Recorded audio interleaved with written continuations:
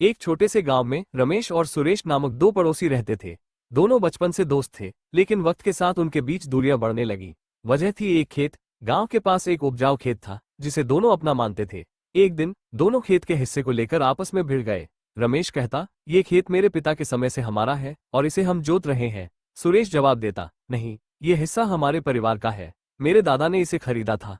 काफी बहस के बाद भी दोनों किसी नतीजे पर नहीं पहुंच सके। उनकी लड़ाई गांव में चर्चा का विषय बन गई थी। गांव के बड़े बुजुर्गों ने उन्हें सुझाने की कोशिश की, लेकिन दोनों अपनी अपनी बात पर अड़े रहे। एक दिन गांव के मुखिया ने दोनों को बुलाया और कहा, अगर तुम दोनों इसी तरह लड़ते रहोगे तो खेत का तो नुकसान होगा ही, लेकिन तुम्हारी दोस्ती भी टूट जाएगी। ये खेत तुम्हारी पीढ़ियों की विरासत है, इसे लेकर आपस में बैर करना सही नहीं है। मुखिया की बात सुनकर दोनों सोच में पड़ गए। उन्होंने महसूस किया कि खेत की वजह से वे अपनी दोस्ती को दांव पर लगा रहे हैं।